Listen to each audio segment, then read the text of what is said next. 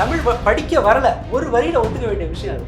அதை ஏன் இவ்வளவு உருட்ட வேண்டியிருக்கு? திருவாரூரில் படிச்சவங்களுக்கு தமிழ் வராது. ஒரு ஃபினான்ஸ் மினிஸ்டருக்கு அடிப்படை பொறுமை இல்லை, ஒரு விமர்சனத்தை தாங்கிக்கிற பக்குவம் இல்லை. CM Christian, speaker Christian, finance minister Christian. H ராஜாவோ பாஜகவோ அமைதியா இருக்கிறாங்க இல்லையா? அந்த இன்னும் நிறைய பறவைகள் வந்து வலையில மாட்டட்டும் அப்படின்னு சொல்லி வேட்டைக்காரன் காத்துட்டு இருக்க மாதிரியான வேலை. இந்த அமைதி தான் இன்னும் பயப்படுது. இப்போ காவேரி பிரச்சனை யூனியன் கவர்மெண்ட்டுக்கு ஒரு சிக்கலே கிடையாது, தான் நினைச்சதை செய்யலாம். இது எங்கேருந்து வருது? டிவிகேலேருந்து வருது. ஒருவேளை பிஜேபி இங்கே ஏடிஎம்கே ஆட்சி அமைச்சு பிஜேபி ரூலிங் பார்ட்டியாக இருந்திருந்தால் கூட இதை ரைட் ராயலாக செஞ்சுருக்க முடியாது. இப்போ லைசன்ஸ் கிடச்சிருச்சா? எப்படி தாவேக மேலே கை வைப்பாங்க? இங்கேருந்து ஒரு பிரதமர்னா அவ்வளோதான். இனி ராகுல் காந்திக்கு பிரதமர் சான்ஸே இல்லைன்னு ஆதவ அர்ஜுனா அனௌன்ஸ் பண்ணியிருக்காரு. விஜய டெல்லி பக்கம் தள்ளி விட்டா அடுத்த ஆப்ஷன் யார்? சிஎம். அதை செய்யலாம். பட் தாவேக்காவுடைய இந்த செயல்பாட்டை நான் மனப்பூர்வமாக வரவேற்கிறேன். நீங்கள் அந்த சைடு அவர் தள்ளுங்க. பிரைம் மினிஸ்டர் ரெண்டு விஷயம். அவர் வந்து ஒரு வேளை ஜெயிச்சிட்டா, அந்த ஹீரோ வர்ஷிப் சிண்ட்ரோம் இந்தியா முழுக்க பரவி அவர் பிஎம் ஆயிட்டார்னா மொத்த பேர் அனுபவிக்கணும். சர்மிளா டாக்கீஸ் நேயர்களுக்கு வணக்கம். நிறைய காலத்தில் நம் சந்திப்பவர் அரசியல் விமர்சகர் திரு வில்லவன் ராமதாஸ் அவர்கள். வணக்கம். வணக்கம். சமீபமாக நிதியமைச்சர் மரிய வில்சன் அவர்கள் சட்டமன்றத்தில் ரொம்ப கோவப்பட்டு மைக்கையெல்லாம் அடித்ததை பார்க்க முடிஞ்சுது. குறிப்பாக திமுக எம்எல்ஏ, கடையநல்லூர் எம்எல்ஏ ராஜேந்திரன் ஒரு சஜஷனாக அவருடைய தமிழ் உச்சரிப்பு குறித்து சில விஷயங்களை பேசினார். அதற்கு கோபப்பட்டு அவர் செய்த சில விஷயங்களை பார்க்க முடிஞ்சது. அவர் சில விஷயங்களை சொன்னார், அது சர்ச்சையும் ஏற்படுத்தி இருந்தது. குறிப்பாக I am a born Christian, நான் பைபிளை படிச்சிருக்கேன், இங்கே நிறைய பேர் தமிழ் படித்தாலும் அதெல்லாம் தெரியாது, நான் கிறிஸ்டியானிட்டியில் அன்பின் மொழி, அமைதியின் மொழி, இரக்கத்தின் மொழி எனக்கு தெரியும் அப்படின்னு அவர் பேசினது பெரும் சர்ச்சையை ஏற்படுத்தியிருந்தது. அதன் பிறகு நிறைய எதிர்வினைகள் கிளம்பிய பிறகு இப்போது இந்த சட்டமன்றத்தில் அதற்கு வருத்தம் தெரிவிச்சிருக்காரு. குறிப்பாக நீங்கள் நிறைய தமிழ் ஸ்காலர்ஸ் எல்லாம் இருக்கீங்க, வரும் காலங்களில் நானும் அதை திருத்திக்கிட்டு ஒரு ஸ்ட்ராங்காக கம்பேக் கொடுக்குறோம் அப்படின்னு அவர் பேசியிருக்காரு. நம்ம எப்படி பார்க்கலாம்? இப்போ வந்திருக்கிறாரு, இப்போ அந்த இடத்துக்கு வந்துட்டாரு நம்ம எடுத்துக்கலாமா? சின்ன திருத்தம், அது வருத்தம் இல்லை. அவர் தெரிவிக்கிறது வருத்தம் கிடையாது. அதாவது டேமேஜ் கண்ட்ரோல் செய்யணும்னு அவருக்கு ஒரு இன்ஸ்ட்ரக்ஷன் வந்திருக்கும். அதனால ஒரு இன்ஸ்டாகிராம் மொழியில நான் கம்பேக் கொடுப்பேன். இதுலயே அந்த அந்த அந்த வாக்கியம் அமைப்புல அது வருத்தமோ மன்னிப்பு கேட்கிற தோனியோ இல்லை. அவர் முதல்ல உண்டானது என்னன்னா, வெறுமனே ஒரு எம்எல்ஏ சொன்னதுனால, எதிர்கட்சி எம்எல்ஏ ஒருத்தர் சொன்னது இல்லை, அவர் ஒட்டு மொத்தமா சோசியல் மீடியால ஊருக்குள்ள வந்து அவர் பகடிக்கு ஆளானார் இல்லையா, அந்த கோபத்தை அவர் அந்த இடத்துல காட்டுறாரு. இது ஒரு டேஞ்சர் சைன். ஏன்னா நீங்க ஒரு பொறுப்புக்கு வந்துட்டீங்கன்னா நீங்க கேலி செய்யப்படுவீர்கள். இவங்க ராகுல் காந்தி ஃபேஸ் பண்ணாததா? பப்புங்கிறத வந்து கிட்டத்தட்ட 15 வருஷமா அதை தூக்கிட்டு அவர் சுமக்கிறாரு. நீங்க ஒரு பொது இடத்துல எப்படி நடந்துக்கணுங்கிற அடிப்படை நாகரீகம் அங்க மிஸ் ஆச்சுங்கிறது பிரச்சனை. அதன் பிறகு அந்த நடத்தை சிக்கலுக்குள்ளான பிறகு அவர் மன்னிப்பு மாதிரி, அதாவது நீங்களே புரிஞ்சுக்கணும். இப்போ விஜய் வந்து ஏதாவது ஒன்று பேசினார்னா அதுக்கு அவர் பேசலைன்னா இதான் அர்த்தம் அப்படின்னு இவங்க ஒரு பொழிப்புரை கொடுக்குறாங்கல்ல, அதே போல இவர் மன்னிப்பு கேட்டுட்டதா. இன்னொன்று இதில் வந்து ஒரு டேஞ்சரான ஒரு மேனிப்புலேஷன் இவங்க செய்கிறாங்க. டிவிகே தரப்புக்கு ஒரு தரப்பான ஒரு வகையான கண்டென்ட் அவங்க கொடுக்குறாங்க. அதுக்கு வெளியில இருக்கிற ஜென்ரல் பப்ளிக் இருக்குல்ல, அதாவது பொறுப்பா இருக்கிற, எதிர்காலத்தை பத்தி கவலைப்பட தெரிஞ்ச, மரியாதையா நடந்து கொள்கிற, இந்த மாதிரியான குவாலிட்டிஸோட வெளியில ஒரு மெஜாரிட்டி இருக்குல்ல, அவங்களுக்கு ஒரு தனி கண்டென்ட்டை கொடுக்குறாங்க. நீங்க இந்த போக்கை தொடர்ந்து பார்க்கலாம். ஒருத்தர் சைடு ஒரு சைடு டேமேஜ் பண்ணிட்டே இருப்பாங்க, இன்னொரு சைடு வந்து அதுக்கு டேமேஜ் கண்ட்ரோலுக்கான ஒரு கண்டென்ட் இருக்கும். இதுவும் நிற்காது, அதுவும் நிற்காது. ஓகே. நீங்க இப்போ நியூஸ் கன்சம்ஷனே பார்த்தீங்கன்னா, இப்போ டிவிகேவோட அந்த ஈகோ சிஸ்டம்ல போய் நீங்க ஒன்று கவனிச்சிங்கன்னா, ஆதவ அர்ஜுனா கொடுத்த ஒரு பேட்டியோட அப்படி நின்றோம். உங்க அப்பாவுக்கு கேளுங்க அப்படிங்கிறத அந்த லாட்ரி இஷ்யூல அவங்க ஒரு கண்டென்ட்டை அந்த பக்கம் போயிட்டு இருக்கும். டிஎம்கே சைட்ல பாத்தீங்கன்னா இவங்க ஒரு கண்டென்ட்டை இவங்க வச்சுட்டு இருப்பாங்க. ஸோ ரெண்டு சைடுக்கும் கண்டென்ட் தனித்தனியா சப்ளை ஆகுது. ஃபேவரைட் நியூஸ் அப்படிங்கிறது இப்போ மக்களுக்கு போக ஆரம்பிச்சிருக்கு. மேனிபுலேட்டட் நியூஸ், ஃபேப்ரிகேட்டட் நியூஸ் அல்லது மேனுஃபேக்சர்ட் நியூஸ் அப்படி அவர்களுக்கு சாதகமான செய்திகளை அவர்கள் பகிர்ந்துக்கிறாங்க. இப்போ வந்து அது ரொம்ப உச்சத்துக்கு போயிருக்கு. இப்ப ஒவ்வொரு குரூப்புக்கும் சம்பந்தமே இல்லாத 2 வேறு செய்திகள் போச்சு. இது பிஜேபி வந்து மணிப்பூர்ல செஞ்சது. 2 வேறு தரப்பு சமவெளியில வாழ்ற மக்களுக்கு, மலைப்பகுதிகளில் வாழ்ற மக்களுக்கு, அவங்க 2 பேருக்கும் கடுமையான முரண்பாடு இருக்கு. 2 சைட்லயுமே ஜாதி சங்கத்தை உருவாக்கி அந்த வாட்ஸ்அப் குரூப்ல பிஜேபியை இவங்களுக்கு எதிரான கருத்துக்களை அவங்களுக்கு பரப்புறது, சமவெளியில் இருக்க மக்களுக்கு எதிரான கருத்துக்களை மலைப்பகுதிகளில் இருக்கவங்களுக்கு பரப்புறதுன்னு சொல்லிட்டு பிஜேபி தான் ரெண்டு வாட்ஸ்அப் குரூப்பை இது பண்ணியிருக்கு. இந்திய தேர்தல்களில் வெல்வது எப்படின்னு ஒரு புத்தகம் இருக்கு, யார் பேரை மறந்துட்டேன், அந்த புக்கில் இது தெளிவாக இருக்கு. இவங்க வந்து அதை ரொம்ப எஃபெக்டிவாக பயன்படுத்துகிறாங்க. அண்ட் இது இந்த நடத்தையில் இருக்கிற இன்னொரு பிரச்சனை என்னன்னா, அவர் தன்னை வந்து தன்னுடைய தமிழ் சரியில்லை, உச்சரிப்பு சரியில்லைங்கிறத உருவகேலியோட ஒப்பிடுறாரு. அடிப்படையிலே வேறானது. என்னுடைய நிறத்தை, தோற்றத்தை கேலி செய்யறது வேற, நான் வந்து பேசுறேங்கிறது அது ஒரு செயல்பாடு, அது வந்து மதிப்பிடப்படத்தான் செய்யும். அவர் நீங்க பெண்கள் இழிவுபடுத்துனீங்க, அடுத்து சாதியை இழிவுபடுத்துனீங்க, இப்போ வந்து மதத்தை, அடுத்து இப்போ வந்து தம் மொழியை வச்சு இழிவுபடுத்துறீங்க, கேலி பண்றீங்க அப்படின்ற இடத்துக்கு நகர்றாரு அவரு. அதாவது 83ன்னு அவர் சொல்றாரு இல்லையா, ஆனந்த் சொல்றாரு இல்லையா, ஆனந்த் சொல்றத வந்து நீங்க கேலி செய்ய தேவையில்லை. ஏன்னா அவர் வட்டாரத்தினுடைய வழக்கு அது. ஓகே, 8000 4300 அப்படிங்கிறது அது தப்பான உச்சரிப்பு. நீங்க எங்க போனாலும் தப்பான உச்சரிப்பு. இன்னொன்னு அவர் என்ன கிளைம் பண்ண, அவங்க ஆட்களை, டிவிக்கு தரப்பு ஆட்களை எப்படி அவர் கன்வின்ஸ் பண்ண ட்ரை பண்றாருன்னா, நான் இங்கிலீஷ்ல படிச்சவன். அவர் இங்கிலீஷே ஒன்றும் பிரமாதமான இங்கிலீஷ் எல்லாம் இல்லை. எங்க பேச சொல்லுங்க, ஒரு 10 நிமிஷம் அவர் சொல்றாருல நான் தமிழ் படிக்கல அப்படின்னு சொல்லிட்டு, தமிழ் அதாவது அவரோட புரிஞ்சுக்க வேண்டியிருக்கு. இன்னொன்று அந்த லாஜிக்கு, சமாளிக்கிற லாஜிக் என்னால் புரிஞ்சுக்க முடியாது. நான் திருவாரூர்ல இருந்தேன், இதுக்கு சென்னைக்கு பாண்டிச்சேரி போனேன், பாண்டிச்சேரியிலேருந்து சென்னை வந்தேன், சென்னையிலேருந்து ஆர்கே நகர் தத்தெடுத்துக்கிட்டு இப்படின்னு ஒரு எல்லாம் தமிழ்நாட்டில் தானே இருக்கு. தமிழ்லேருந்து எங்கே நீங்கள் ஓடி போனீங்க? தமிழ் படிக்க வரல, ஒரு வரியில் ஒத்துக்க வேண்டிய விஷயம் அது. அதை ஏன் இவ்வளோ உருட்ட வேண்டியிருக்கு? திருவாரூரில் படித்தவங்களுக்கு தமிழ் வராதா படிக்க? இல்லை, இதில் அவர் சொன்னதில் தமிழ் வராது, இல்லை வந்து எனக்கு ரெண்டுலேயுமே அறகுறை, இல்லை நான் கற்றுக்கிறேன் அப்படின்னு சொல்கிறதெல்லாம் பிரச்சனையே இல்லை. அவர் வந்து இவன் பான் கிறிஸ்டியன் சொல்ற போதுதான் அங்க பிரச்சனையே வருது. ஏன் ஒரு மதத்தை கொண்டு வந்து இதுல திணிக்கிறாருன்றதான் பிரச்சனை வருது. இதுல ஒரு ரொம்ப முக்கியமான ஒரு பிரச்சனை இருக்கு. இந்த இதுல அவர்கள் தங்களை வந்து ஏதோ ஒரு காரணத்துக்காக தங்களுடைய மத அடையாளத்தை பல சமயங்கள்ல முன்னிறுத்த முயற்சி பண்றாங்க. ஜேசிடி பிரபாகர் இந்த ஒரு கருக்கலைப்புக்கு எதிரான ஒரு கத்தோலிக்க கிறிஸ்தவர்களோட கூட்டத்தில் போய் பேசுறாரு. ஆமா, இவர் வந்து ஜெபமாலையோட இங்க வர்றாரு. இந்த ஜோசப் விஜய்ங்கிற அந்த பேரை அவரை திருப்திப்படுத்துறதுக்காகவா கிறிஸ்டியன் எங்களை நான் வந்து ஒரு என்ன சொல்றது, இது ஒரு ரூலிங் கிளாஸ் அப்படிங்கிறது, நாங்க அனைத்து மதத்தை சார்ந்தவர்களுக்கும் நாங்க சமமாக இருக்கிறோம் அப்படின்னு காட்டுறதுக்காக கூட அப்படி பண்ணலாம் இல்லையா? சமமா காட்டுறது இல்ல, தங்களுடைய கிறிஸ்துவ அடையாளத்தை வலிந்து அவர்கள் திணிக்கிறாங்கிறது தெரியுது. இதுக்கு ரெண்டு பிரச்சனை, ரெண்டு விதமான விஷயம். ஒண்ணு, தலைமையை குஷிப்படுத்துவதற்காகன்னு எடுத்துக்கலாம். அவர் உங்க ஆளுதான் நானு அப்படின்னு. இப்போ வழக்கமாக இங்கே விசாரிப்பாங்கல்ல, கேஸ்ட்டை விசாரிச்சுக்குவாங்கல்ல, காது ஆடுது அவன் நம்ம இல்லை அப்படிங்கிற மாதிரி ஒரு அந்த முதல்வரை திருப்திப்படுத்துறதுக்காக செய்கிறாங்களா, அல்ல எப்படி எந்த நோக்கத்தில் செஞ்சாலும் இதனுடைய பெரிய ரொம்ப மோசமான பின்விளைவு ஒன்று இருக்கு. வட இந்தியாவில் இப்போ பாஜகவால் ஜென்சர்ட்டுக்கிட்ட ஹிந்து கன்சாலிடேஷனை செய்ய முடியல. அவர்கள் அதற்கு ஈல்டு ஆகலை. அவங்க ஒரு ஒன்று பழைய ஸ்ட்ராட்டஜிக்கு உயிர் கொடுக்கணும், அல்லது புது ஸ்ட்ராட்டஜியை உருவாக்கணும். புது ஸ்ட்ராட்டஜிக்கு வழியே கிடையாது பிஜேபிக்கு. வேலை வாய்ப்பை உருவாக்கணும், கல்வியில கரப்ஷனை ஒழிக்கணும்னா அது பாஜகவால செய்யவே முடியாது. அது அவங்களோட ஆன்மாவோட சேர்ந்தது.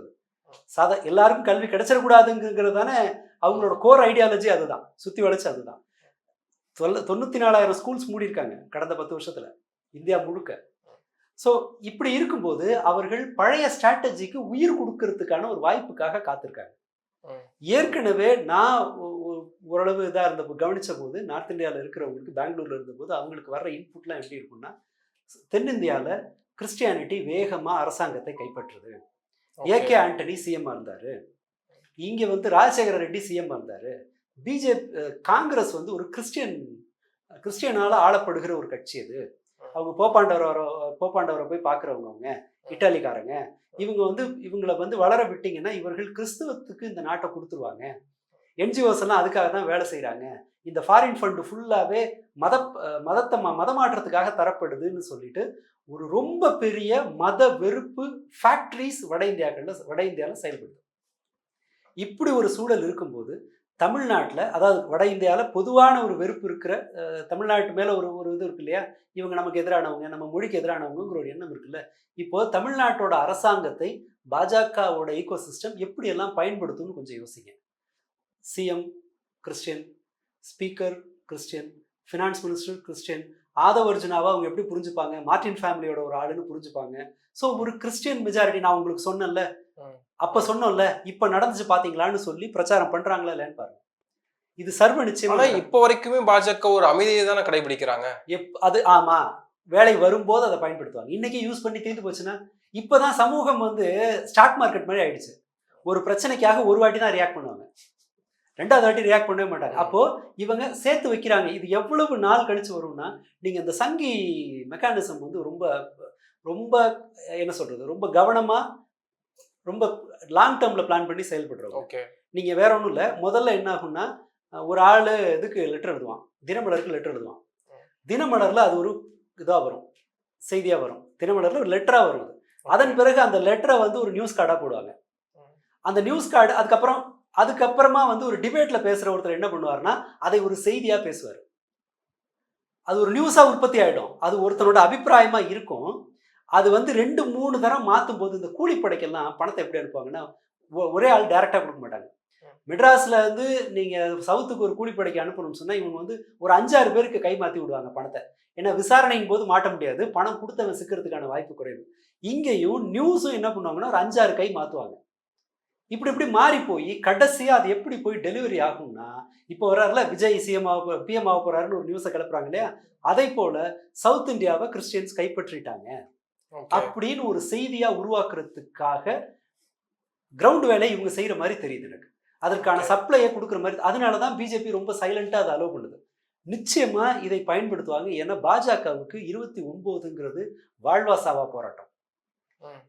29 தோத்தாங்கன்னா அவ்வளவுதான். இருக்கிற வட இந்தியாவில் இருக்கிற வேலையின்மைக்கும், படிக்க வழி இல்லாமல் போகிறதுக்கும், சாப்பாட்டு பஞ்சம் வர்ற சூழ்நிலை இருக்கும்போது, பாஜக இந்த முறை 29ல் அதிகாரத்தை தக்க வைக்கலன்னு சொன்னா அவங்களுக்கு ரொம்ப கஷ்டம். அதனால இது போன்ற ஒரு விஷயத்தை இந்த கவனம் இருக்கணும்ல. ஒரு ஃபினான்ஸ் மினிஸ்டருக்கு அடிப்படை பொறுமை இல்லை, ஒரு விமர்சனத்தை தாங்கிக்கிற பக்குவம் இல்லை.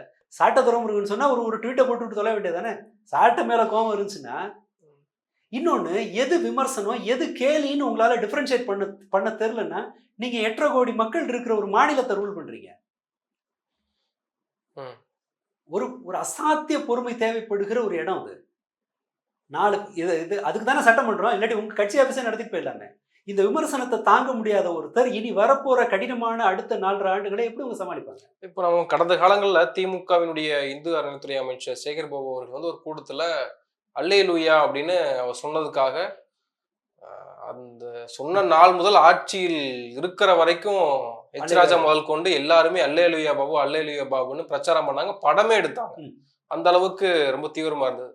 ஆனால் இப்போ வெளிப்படையாக கிறிஸ்துவ அடையாளங்களோடு இந்த அரசாங்கம் செயல்படுகிற போது எச் ராஜாவோ பாஜகவோ அமைதியா இருக்கிறாங்க இல்லையா? அது புதுசா இருக்குல்ல இந்த அணுகுமுறை. அவங்க அப்படின்னா பாஜக அலோ பண்ணுதுன்னு அர்த்தம். இப்போ உங்களை இன்னும் நிறைய செய்ய, நான் விமர்சனம் பண்ணி நீ திருத்திக்க வேணாம், எனக்கு கண்டென்ட்டை கொடுன்னு மேற்கொண்டு அவங்க கூடுதல் கண்டென்ட்டுக்காக வெயிட் பண்றாங்க. அந்த இன்னும் நிறைய பறவைகள் வந்து வலையில மாட்டட்டும் அப்படின்னு சொல்லி நம்ம ஒரு வேட்டைக்காரன் காத்துட்டு இருக்க மாதிரியான வேலை இது. இந்த அமைதி தான் இன்னும் பயமுறுத்துது. எல்லா முஸ்லிம்களையும் கேலி செய்கிற இது பண்ற பாஜக பாத்தீங்கன்னு சொன்னா, விமர்சிக்கிற பாஜக ஜைனுல் ஆபிதீன் விஷயத்துல அமைதியா இருந்துச்சு. ஏன்னா அவங்களுக்கு ஒரு கால்குலேஷன் இருக்கும். இதை வச்சுக்கிட்டு அவங்க வேற ஏதாவது பண்றதுக்கு முயற்சி பண்ணவங்களா இருக்கும். இந்த பாருங்க இவங்கெல்லாம் எப்படி பேசுறாங்க அப்படி பேசுறாங்கன்னு பண்றதுக்கு. ஸோ அவர்களுடைய அமைதியே ஒரு சிக்னல் தான், ஒரு மோசமான ஒரு சிக்னல்.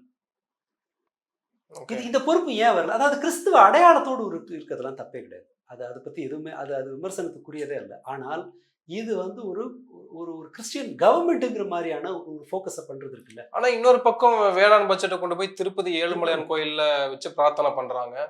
இரண்டுமே இருக்குல்ல. இருக்கு. ஆனா ஓவராலா இந்த போக்கு இருக்கு இல்லையா, அவர்கள் இது போன்ற ஒரு மத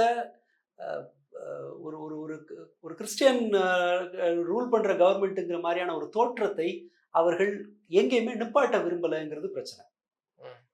இது கிறிஸ்தவர்களுக்கு தான் சிக்கல். அதுக்கு தான் நம்ம பயப்பட வேண்டியிருக்கு. இப்போ இவங்க ரூல் பண்றாங்கன்னா ஏதோ விவரம் தெரியாதவர்கள் வேணும்னா ஏதாவது ரியாக்ட் பண்ணலாம், ஆஹா செலிப்ரேட் பண்ற மூடுக்கு போகலாம். பிரச்சனை என்னன்னா, ஒரு மூமெண்ட்டே அவர்களுடைய இயல்பான நடவடிக்கையே சிக்கலுக்குள்ளாகும். எஃப்சிஆர் மாதிரியான ஒரு சட்டம் வந்து கிறிஸ்தவர்களுடைய செயல்பாடுகளை, நிறுவன செயல்பாடுகளை முடக்கிற மாதிரியான ஒரு இது வருது. ஃபாரின் ஃபண்ட் வாங்க முடியாது, சர்வீஸ் பண்ணுறது கஷ்டங்கிற மாதிரியான ஒரு சூழல் வருது. வரலாற்று இல்லாத அளவுல கிறிஸ்மஸ் தாத்தா வேஷம் போட்டவங்களெல்லாம் தாக்குன செய்திகள்லாம் இப்போ வந்தது. இப்போதான் ஒரு மைனாரிட்டி செக்ஷன் வந்து அது என்னன்னா மைனாரிட்டிஸை வந்து அதிகமா அவங்கள காட்டி இன்னொரு தரப்பை பயமுறுத்துறதுல இந்தியாவில் நமக்கு நிறைய மாடல் இருக்கு. போலி செய்திகள் இந்த மாதிரி வந்து பொய்யான செய்திகளை உருவாக்கி இஸ்லாமியர்களுக்கு நிறைய குழந்தை பெற்றுக்கிறாங்க, அதனால அவங்க மெஜாரிட்டி ஆக போறாங்கிற பிரச்சாரம் இந்தியாவில் ஈடுபட்டிருக்கு. கிறிஸ்டியன் மிஷினரிஸ் வந்து மதமாற்றம் செஞ்சு இந்தியாவை கிறிஸ்துவ நாடா மாத்துறதுக்கு முயற்சி பண்றாங்க அப்படிங்கிற பிரச்சாரம் கிரவுண்ட் லெவல்ல பாஜக நிறைய செய்துங்கிறது போது தமிழ்நாடு மாதிரி ஓரளவு பொறுப்புணர்வு மிக்க மாநிலத்தில் இருக்கிற ஒரு அரசாங்கம் இதில் இன்னும் கவனமாக தான் இருக்கணும். அதை வச்சு இதை மாதிரியான நடவடிக்கைகளில் ஈடுபட வேண்டாம். இப்போ ஒரு பாதிரியார்கள் வந்து கருக்கலைப்புக்கு எதிராக ஒரு ஊர்வலம் போறது சிக்கல் கிடையாது. அதுல ஒரு அரசாங்கத்திலிருந்து ஒருவர் போய் அங்க பங்கேற்கிறதுன்னா அது என்ன மாதிரி அந்த நியூஸ் எப்படி கன்சியூம் பண்ணப்படும், அந்த செய்திக்கு எந்த மாதிரியான கலரை கொடுத்து அங்க கொண்டு போய் சேர்ப்பாங்க. நியூஸை கொண்டு போயிட்டாங்க நார்த் இந்தியாவில். அதாவது இது பெண்களுக்கு எதிரான ஒரு ஒரு ஊர்வலத்துல தமிழ்நாடு ஸ்பீக்கர் கலந்துகிட்டாருங்கிற அளவுல இருக்கு. ஆனால் நாளை பின்ன இந்த செய்தி எந்த மாதிரி மாற்றப்படுங்கிறது தெரியாது.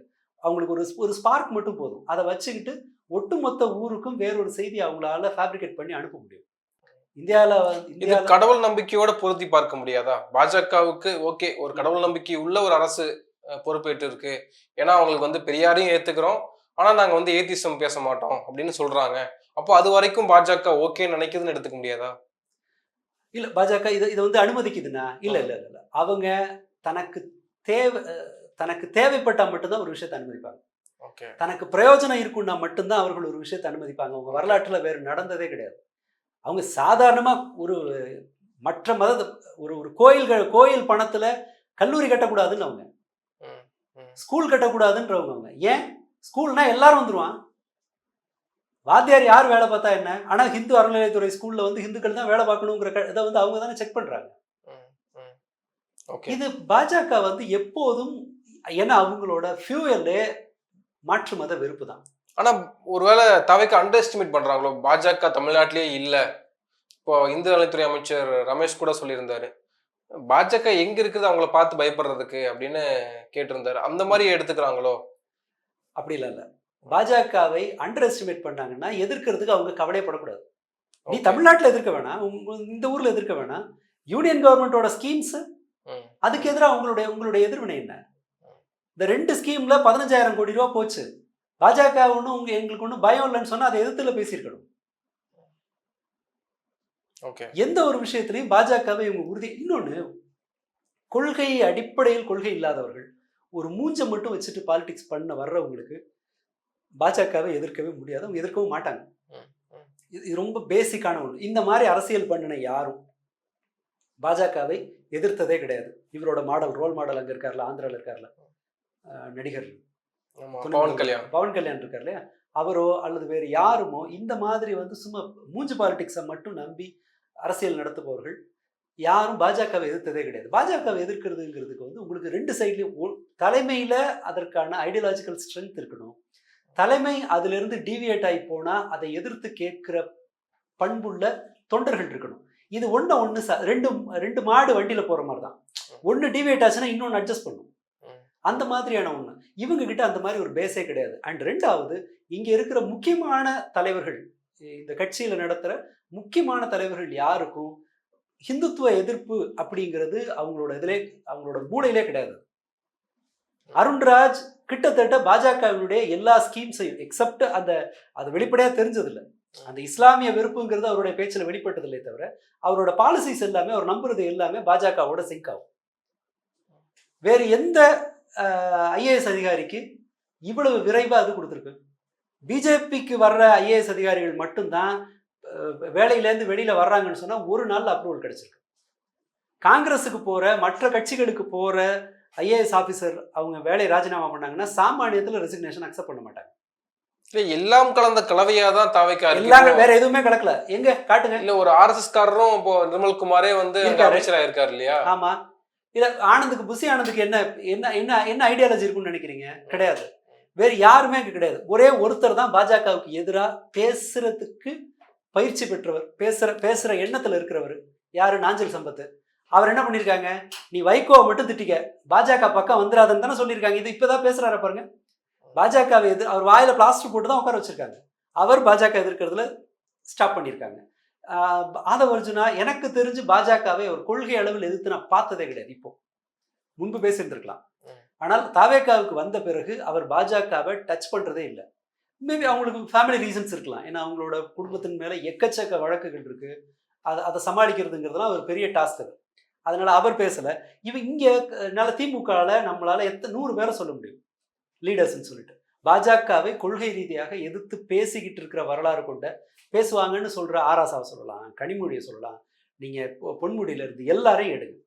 இவர்கள் எல்லாரும் பாஜகவை எதிர்க்கிறதுல ஈவன் அவங்களோட செய்தி தொடர்பாளர்கள் எத்தனை பேர் பாஜகவை உறுதியா எதிர்த்திருக்காங்கிறதுக்கான ரெக்கார்டை ஒரு 10 நிமிஷத்து சர்ச்ல நம்மளால கண்டுபிடிக்க முடியும். தாவேகால பாஜகவை எதிர்க்கிறவர்களோட இது என்ன? இல்ல ஒருவேளை பாஜக அமைதியா இருப்பதற்கான காரணம் இவர்கள் நமக்கு எந்த விதத்திலும் நமக்கு வந்து எதிராக நிற்க போறது இல்ல, எல்லா வகையிலும் நமக்கு ஆதரவா இருக்கிறவங்கிறதான் பாஜகவோட ஸ்டாண்டு. நீங்க இந்த இதெல்லாம் சர்வசாதாரணமா பிளாங்கெட் பர்மிஷன் கிடைச்ச மாதிரி பல விஷயங்கள் தமிழ்நாட்டில் நடக்குது.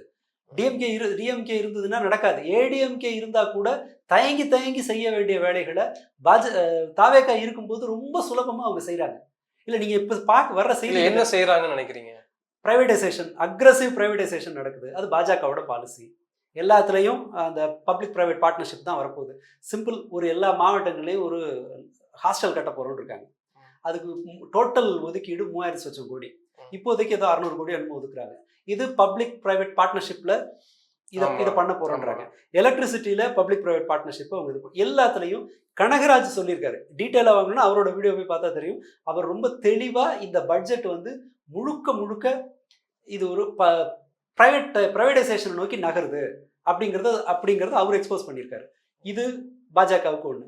அடுத்ததா 100 நாள் வேலை திட்டத்தை தமிழ்நாடு எதிர்த்தது, தாவேகா ஏற்றுக்கொண்டது. ஜல்ஜீவன் மிஷன் தமிழ்நாடு ஒரு ஸ்டேட்டுக்கு 50% ஷேரு, ஒரு ஸ்டேட்டுக்கு 10% தான் 10% தான் யூனியன் கவர்மெண்ட் ஷேருங்கிறது அநீதியானது. அதை இவங்க சிம்பிளா ஒத்துட்டு இருக்காங்க. வேறு எந்த இடத்துலையும் ஒரு பெரிய போராட்டம் பாஜகவுக்கு எதிராக ஒரு அணிதிரட்டல் வருவதற்கான இதை வந்து தடைகளை வந்து பெருமளவு தாவேகா உருவாக்கியிருக்கு. இங்க அதை தீவிரமா பேசிக்கிட்டு இருந்த விசிகா ஏதாவது பேசுதா? பாஜக எதிர்ப்பு குறைஞ்சாச்சு.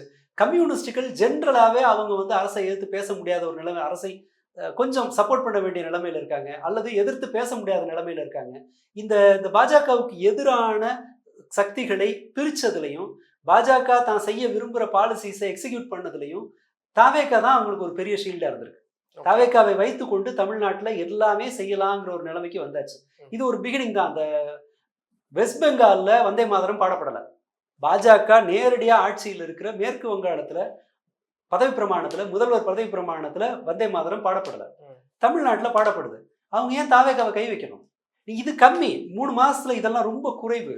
இன்னமேயும் கூட பாஜக எதெல்லாம் கொண்டு வர விரும்புதோ அது எல்லாமே இங்க நடக்கும். இப்போ 1000 ஸ்கூலுக்கு பர்மிஷன் கொடுத்துருக்கோம் அப்படின்னாங்க. அதுக்கப்புறம் இந்த செய்தி மாறி வந்துச்சு. இங்க செய்தி ப்ராப்பராகவே எதுவும் தெரியறது இல்லை. ஈவன் ஒருத்தர் அப்பாயின்ட் பண்ணப்படுறவரே கூட அரசாங்கத்தோட அப்பாயின்மெண்ட் அறிவிப்பு வரமாட்டேங்குது. 1 மாசம் அவரோட ட்விட்டர் ஹேண்டில் பார்த்து தான் அவர் அரசின் ஆலோசகராக இருக்காருன்னே நமக்கு தெரியுது. இப்போ 1000 ஸ்கூல்ஸ் வந்து சிபிஎஸ்இ ஸ்கூல்ஸ்க்கு பர்மிஷன் கொடுக்க போறோம், பர்மிஷன் கொடுத்துருக்கோன்ற மாதிரி முதல்ல சொன்னாங்க. அதன் பிறகு செய்தி வரல. ஏற்கனவே 12 லட்சம் மாணவர்கள் இருக்காங்க. 3rd லாங்குவேஜ் ஹிந்தி கம்பல்சரின்னு ஒரு இது வந்தாச்சு, ஒரு நிலைமை வந்தாச்சு. கேட்பார் இல்லை. ஒருவேளை இது டிஎம்கே கவர்மெண்ட் இருந்ததுன்னா விசிகாவும் கம்யூனிஸ்டும் நேராக வந்து திமுக கொரோடை பிடிச்சிருப்பாங்க.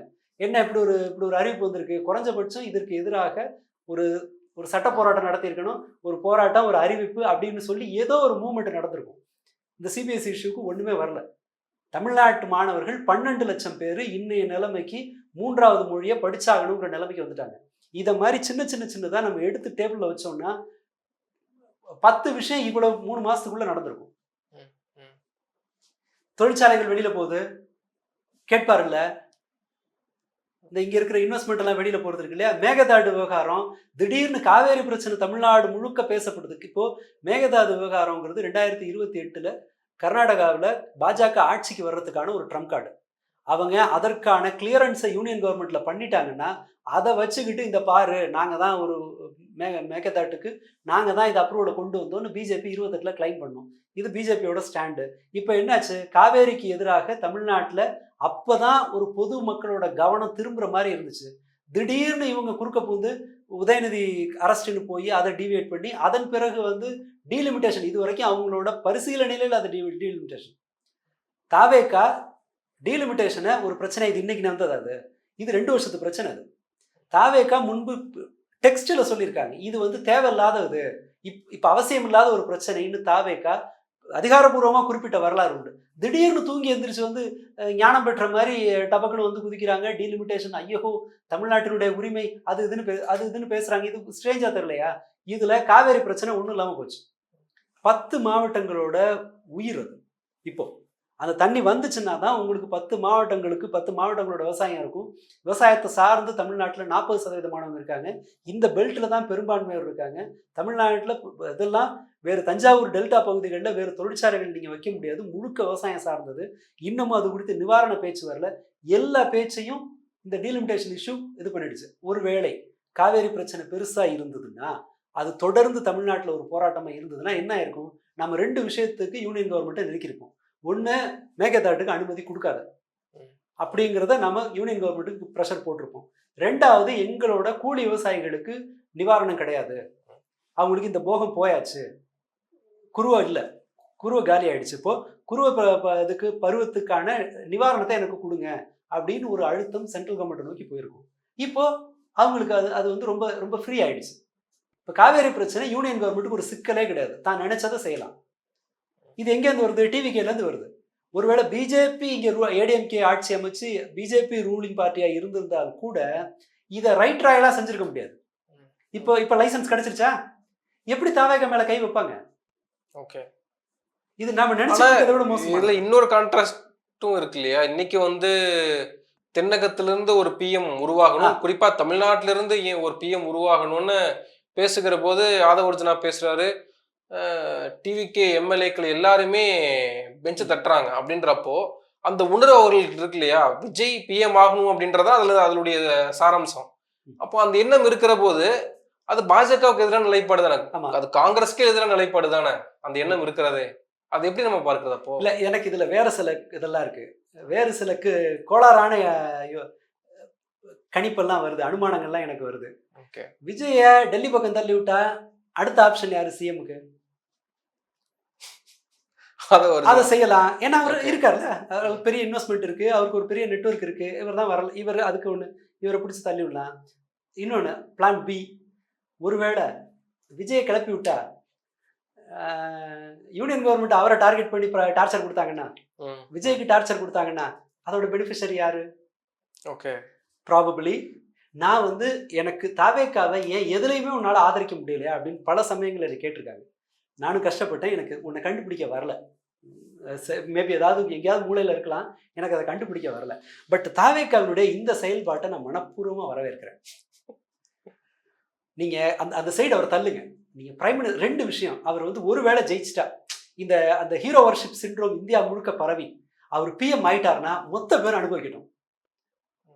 ஏன் எங்களோட போய் இருக்கட்டும், நீங்களும் போங்க, அது ஒண்ணு. அப்படி பார்த்தாலும் பாசிட்டிவ் இல்ல. அவங்க பேசல ஒரு லாஜிக் இருக்குல்ல. அதாவது வடமாநில ஒரு 4 வடமாநிலங்கள் சேர்ந்தா ஒரு பிஎம் உருவாக்க முடியுது, அப்போ நம்ம ஏன் அந்த கார்டு எடுத்துக்க கூடாது, நம்ம அதை பயன்படுத்தணும், நம்ம தென் மாநிலங்களா சேர்ந்து ஒரு பிஎம் உருவாக்கணும், நம்ம தமிழ்நாட்டில இருந்து ஒரு பிஎம் அனுப்பணும் அப்படின்னு நினைக்கிறது அது நல்ல விஷயம் தானே. கடந்த காலங்கள் பேசியிருக்காங்க தானே, தப்பே இல்லைங்கிற. நான் முன்னாடியே சரண்டர் ஆயிட்டேனே. இதை நான் தாவேக்கா செய்கிற ரொம்ப சரியான பாலிடிக்ஸ்ன்னு இதை சொல்லுவேன். தயவு செஞ்சு செய்யுங்க, ஒரு நேஷனல் பாலிடிக்ஸ்க்கு போங்க. ஒன்று, பிஜேபி தன்னோட இதை வந்து இவங்கள்ட்ட காட்டட்டும், பிஜேபி எப்படி ஹேண்டில் பண்ணுவாங்கன்னு இவங்க தெரிஞ்சுக்கிட்டோம். அல்லது இவர் விஜய் மாட்டி விடுறதுக்காக செய்கிறாருன்னா அது பார்க்கட்டும். எதுக்கு என்டர்டெயின்மெண்ட் முழுக்க உங்களுக்கே இருக்கணும்? வெளியில இருக்கிற டிசப்பாயின்மெண்ட்ல இருக்கவனுக்கு ஒரு என்டர்டெயின்மெண்ட் வரட்டுமே. ஒன்று, பாஜகவை அவர் தெரிஞ்சுக்கலாம். ஒருவேளை பாஜகவினுடைய ரியல் ஃபேஸை விஜய் உணர்ந்து அதன் பிறகு தமிழ்நாட்டு மேல ஒரு இறக்கம் வந்து தமிழ்நாட்டுக்காக ஒரு அரசியல் செஞ்சாலும் நமக்கு லாபம் தான். ஒருவேளை நேஷனல் பாலிடிக்ஸ் பண்றேன்னு அந்த பக்கத்து போய் அங்க ஒரு போய் இப்போ பிஎம் ஆயிட்டாருன்னு வச்சுங்க, மொத்தமா நமக்கு வர்ற கஷ்டம் கொஞ்சம் குறையும். அது கவனம். இது ஒரு பாஜகவுக்கு ஒரு எச்சரிக்கையா கூட இருக்கலாம் இல்லையா? பாருங்க, என் மேல கை வச்சீங்கன்னா அடுத்து நானும் வந்து பிஎம் கேமுக்குள்ள வந்துருவேன் அப்படின்னு கூட சொல்லலாம் இல்லையா?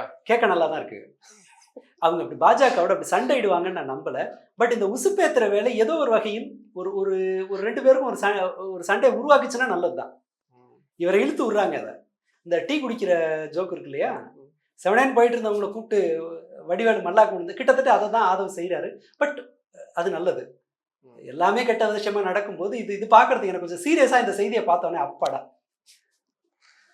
அந்த ஆண்டவன் இருக்கான் குமாருங்கிற மாதிரியான ஒரு மூடுக்கு தான் வரேன். இவங்க அப்படியே தொடர்ந்து பேசட்டும். இதுல இன்னொன்று, இதுல சும்மா கிராஸ் ஃபயரிங்ல அடி வாங்கின இன்னொரு யாருன்னா ராகுல் காந்தி.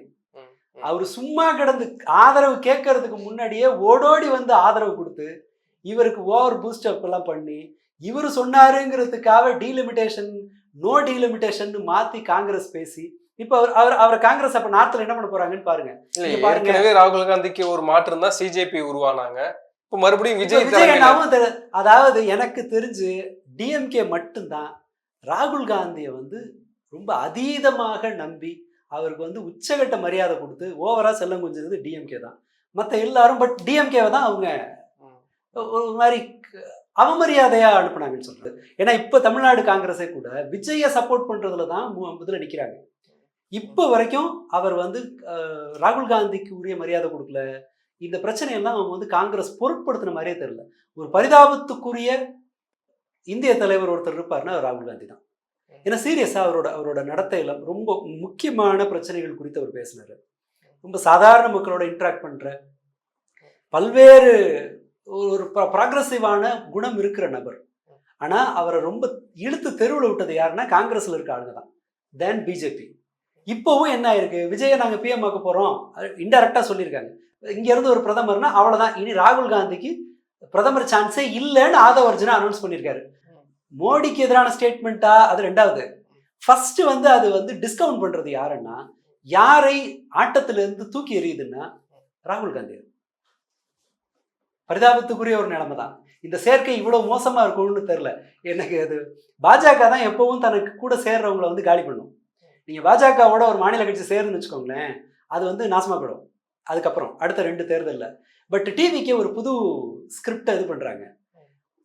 ஒரு லோக்கல் பார்ட்டியோட ஒரு ஸ்டேட் பார்ட்டியோட நேஷனல் பார்ட்டி சேர்ந்து அது நாசமா போற காட்சி இனிமேல் நடக்க போகுதுன்னு நினைக்கிறேன். பரிதாபமா இருக்கு, ஆனா பண்றதுக்கு ஒண்ணும் இல்லை, பாவம் தான். நன்றி. நிறைய விஷயங்களை பண்றீங்க. நன்றி. நன்றி.